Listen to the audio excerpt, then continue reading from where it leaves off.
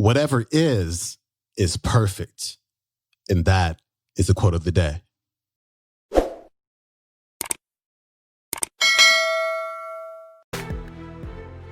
Welcome back to the Quote of the Day show. I'm your host, Sean Croxton of SeanCroxton.com. Today's featured speaker drops straight up wisdom bombs. It's ridiculous. I'm just now starting to get into the more spiritual works, the Course in Miracles, and today's featured speaker, Marianne Williamson. And it's so funny.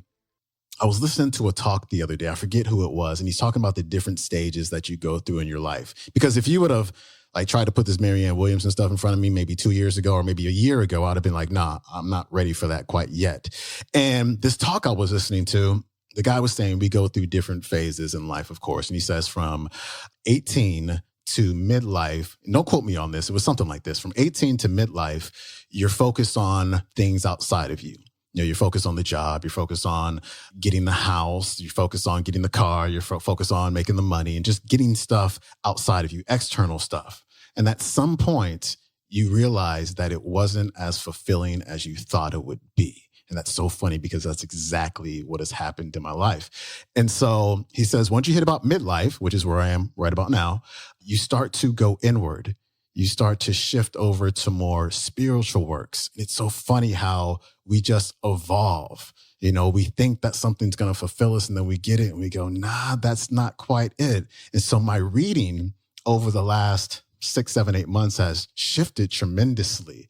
It's like Osho and Yogananda and Marianne Williamson and Course in Miracles and Maharishi. And I'm about to start doing transcendental meditation. And so it's funny how life changes over time and our focus changes over time, going from outward to more inward. And so Marianne dropped some serious truth bombs in this one. Like I said on yesterday's show, when I heard this for the first, second, and third time, I was clapping and going, whoa, over and over again, because she was nailing this thing. She talks about how transformation works.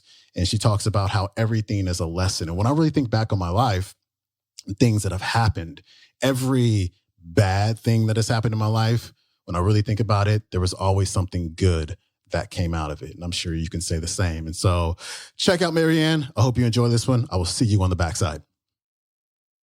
You know, I was giving a talk in a bookstore, and before I went in, I asked the proprietor, well, what should I talk about? And he said, I think you should talk about the fact that we all try so hard, but it's so difficult to live a spiritual life. We try so hard, but it's so difficult. And I thought to myself, no, we don't.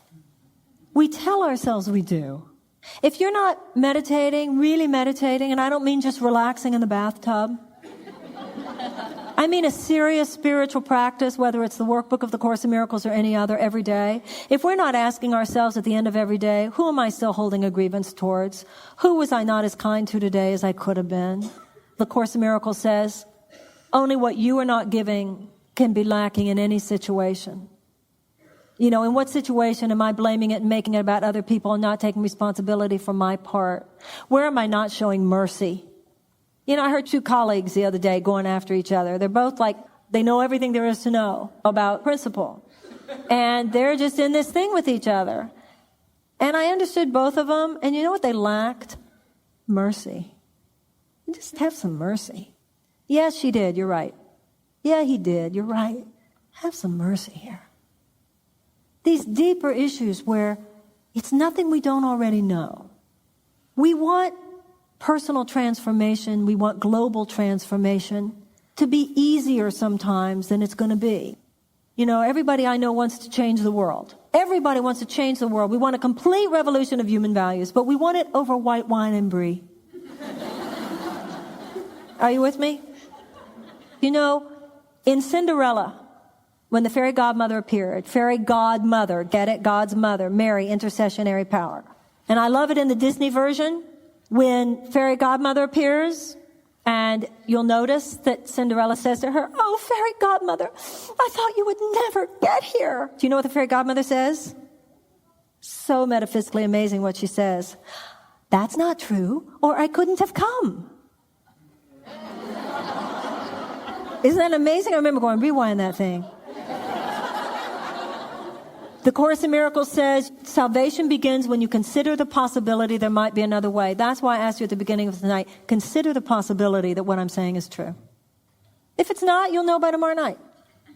But consider the possibility. Allow yourself to consider the radical nature of true spiritual principle. Does that make sense? Now, this is the deal, ladies and gentlemen. When Cinderella is talking to the fairy godmother, and the fairy godmother says, you need to go to the ball. Cinderella needed a dress, Cinderella needed a coach, Cinderella needed coachment. The fairy godmother didn't say, I have a car service, I'll call them. She didn't call out for a limo, she transformed the pumpkin that was already there. When Cinderella needed a dress for the ball, the fairy godmother didn't call Saks. She transformed the rags that were already on her. That's how transformation operates. One of the things that we do is we come into a room like this and we think, I want a different condition. I want a different place to live. I want a different job. I want different money. I want different. And what I'm saying to you is that when we embrace what already is, knowing that from a Course perspective, whatever is perfect. It's not that the glass is half full rather than half empty. It's that the glass is full of what it is. I'm asking you to consider that every situation in your life is the perfect situation, is the perfect lesson for you to learn for the next stage of your evolutionary journey. Because what you really want is joy. And joy will not come about because you're in a different situation.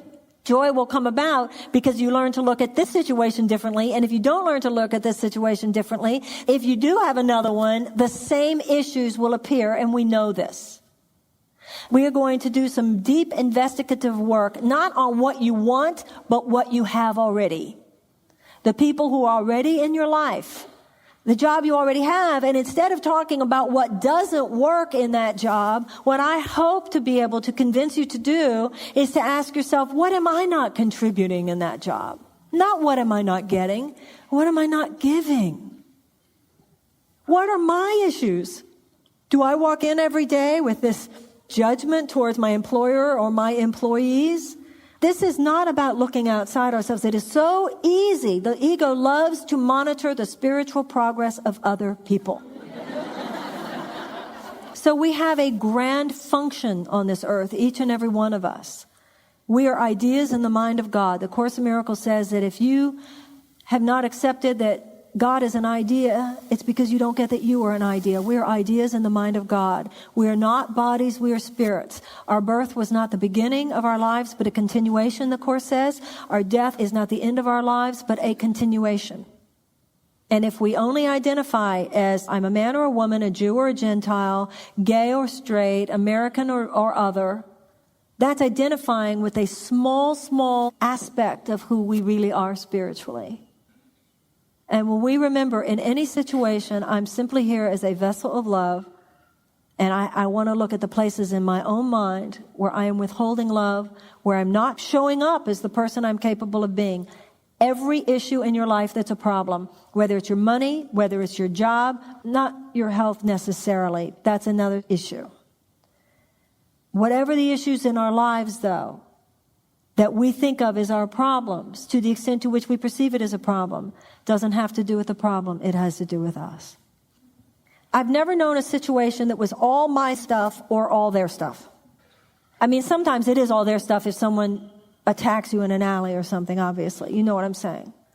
But regardless whose stuff it is, and even if it was somebody else's stuff that caused my negative, I still have to look at how I attracted it in part, how I conspired with it, how I was such an easy prey, or whatever, okay?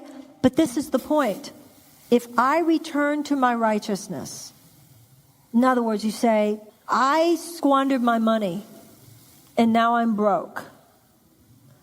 The ego mind and the world would say the problem is to figure out how to make more money. The Spirit says, I need to look deeply at the part of me that sabotaged myself this way. I need to atone to God for having been so irresponsible towards myself and my family in letting that happen. And I also need to look at the fact that what I call being broke would be to most people on this planet more money than they'll ever see in their lives. So the issue is not how can I make more money? The issue is how can I be the person that God would have me be? How can I see all the lessons in this situation? How can I atone for all the places where I was not who I should have been, where I did not behave the way I should have behaved? And then you say, God, it's up to you. What happens now? My goal is to be the person you want me to be. And then all the abundance that might be lacking in your life can emerge from that empty space. All right, that was Marianne Williamson. Her website is marianne.com. Head over there, jump on her email list, and pick up her audio program, which this clip came from. It's called The 10 Bridges of Transformation. It's available on Audible as well as the Nightingale Insiders app. I will see you tomorrow. I can't remember who tomorrow's guest is, but it's going to be awesome. So tune in. I will see you tomorrow. Peace.